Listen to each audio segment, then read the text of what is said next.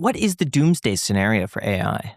The doomsday scenario for AI is democratizing violence, like democratizing the ability to do bad things. Because the same way that we can now do amazing things so quickly, so cheaply, and anybody in the world has access to the information to do those things, you could use these tools to do terrible things. To, I don't know, create viruses that we can't even imagine, to create weapons that we can't even imagine. I mean, to just do damage through hacking and various things. Like, you've seen some of the deepfakes. The deepfakes alone are exceptionally dangerous right now that are out there. Like, there was an investor who's very well known who kind of exposed a deepfake of Elon Musk this last week, kind of talking about some political issues. And in his, this is Bill Ackman, right? Bill Ackman is known for doing deep research. It would take one of us like 15 seconds to realize this was like AI. He said, it might be fake, it might not be. I'm like, what? Might? Dude, it literally says it's AI if you just read it. But this is the issue, right? Like, we don't even know what's real and not real anymore. There are a lot of dangerous things that are coming out of this, but I don't think it's the job issue that everyone's so concerned about. So you said it's extremely important to stay on the cutting edge of AI and to educate yourself with AI. What are the best ways to do that? Like, how do you apply AI in your own life to better it? And how, if a listener out there wants to like learn more and adopt AI as deeply as possible to be able to use that in the markets, how would you recommend they do that? First, follow the right people. You should be spending 15 minutes a day just catching up on whatever happened in AI that day. You should do that every day for the next few years. There's a guy on TikTok, I think he's on Instagram, called Nate. I mentioned this during the last show. He's like the Mr. Rogers of AI. And in like 60 seconds, he'll spend 9 hours researching whatever happened in AI that day and tell you in 60 seconds. So like anyone could understand the way he communicates. So that's like the one guy I tell everyone to follow. I forget his last name. But if you're younger, you have to use AI. Like, you have to use the tools for everything that you do. Like, there's so many tools, creator tools. You should be creating with AI. You should be using it for your writing. You should be using it to help you with every single aspect of your life. There are hundreds of AI tools. You should be using the top 15 or 20 of them on a regular basis, because that's value. Like, this is the new world. This is whatever your new job is going to be. It's going to be using AI as a tool, because whoever employs you in whatever sector you go into is going to want to get 5 to 10 employees out of you. And you need to be able to show up to that interview and say, I can produce 10 people of work because I'm that good at utilizing AI to make myself more productive in every single facet of everything that I do. And based on that job description, here are the 8 tools that I'm going to use so that you're hiring 10 people instead of hiring one person when you hire me. Like, that's what I would tell. Like, I can't speak to the job, but like, no matter what the job is, I can almost guarantee you that you can utilize that approach. And what do you tell your kids to make sure that they're prepared to go into the workforce and make their own living? Pretty much don't tell them anything, because they don't listen to anything I tell them. So I don't even try anymore.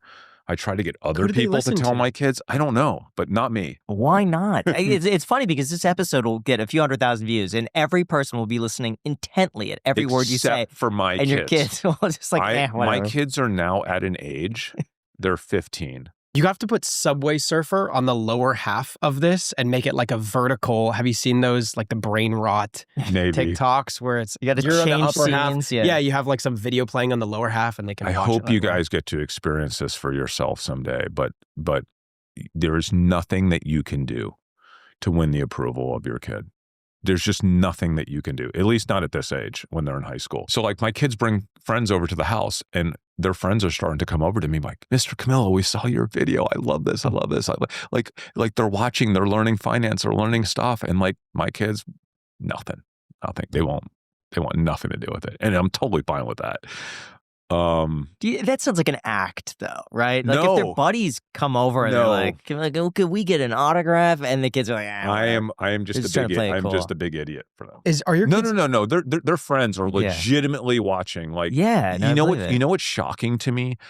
I was such a finance nerd when I was a kid, but I was the only finance nerd maybe in the whole world at that time. This is going back to the late 80s, early 90s. Now, like, I told you guys a story. I used to like touch tone trade options trading at college in the basement of SMU on a payphone. And it would take me 20 minutes to place one trade. I mean, now these kids are 12, 13, 14. They're studying trading. Like, dude, that is actually a good piece of information right there, like for Robinhood. Yeah. Like if that doesn't get you psyched on Robinhood, I don't know what will, because being like this gritty, having like a side gig, like investing is part of the culture of being young now, especially for young males.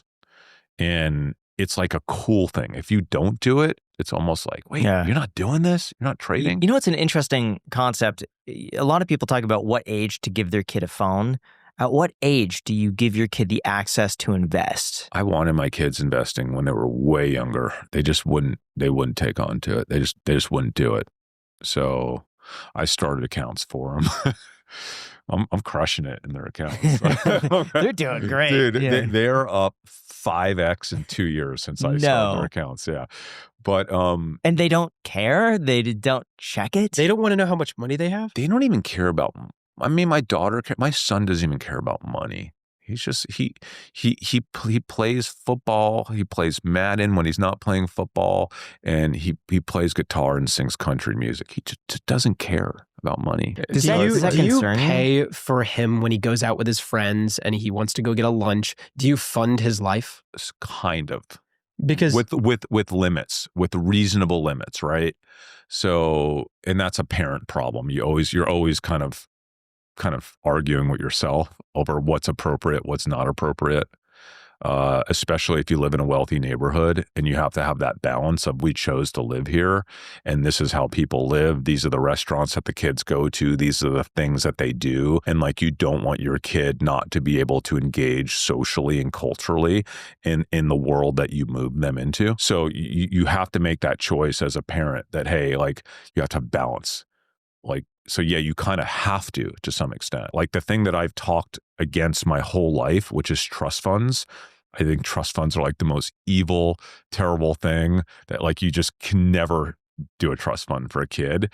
But now the world is changing. Our world is changing to the point where no one used to talk about trust funds. Now it's like, you have $100 trillion that are being transferred. Will there become a point in the next 10 years? I think there will be, where if you are a kid that is coming into the world in their 20s with no money and maybe just a bunch of debt from college, you're not starting at the same level as everyone else. You're starting like 10 levels below everyone else.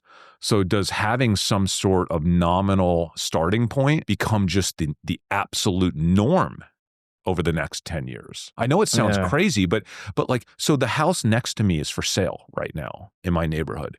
And I'm friends with the real estate broker. And I'm like, hey, you sell it yet? Like, tell me who's moving in, like who's looking at it. And then I'm like, it's so expensive. I'm like, who can afford to buy these homes now? Because when I bought my home, it was 4x cheaper, 12 years ago. He's like, let me tell you something. Every single person I've shown that house to is getting money from their parents.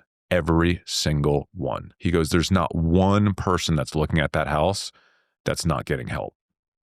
So it's just like, it's become like a norm. Real talk for a second, if you're trying to grow on social media, short form content is literally digital gold. It has been one of the biggest drivers of success for the Iced Coffee Hour. We just take our best moments from the podcast and we can clip them up for TikTok, Instagram, YouTube, you name it. But let's be honest, it takes a lot of time to do that properly. And that's why tools like our sponsor, Opus Clip, are a total game changer. For those unaware, Opus Clip isn't just a clipping tool anymore. It's a full-on AI-powered video editor built for creators. So incredible that it could automatically pull in your long-form YouTube videos, find the best moments, add captions, B-roll, and even schedule clips to post while you're away. It's like having an entire editing team, but built by AI. Top creators like Jubilee and Darman are already using it, and we actually use it here on the Iced Coffee Hour. You see this clip Togi reacted to? It was made with Opus Clip. And here's the best part. Everyone who signs up with our link gets 1 week for free, plus 50% off your first 3 months. All you have to do is go to opus.pro/icedcoffeehour or click the link down below in the description. Again, that is opus.pro/icedcoffeehour. Seriously, guys, we cannot recommend it more. for what they deliver, it is extremely affordable. So if you want to get a bunch of content super fast built by AI, I highly recommend Opus Clip. Thank you so much to Opus Clip for sponsoring this episode.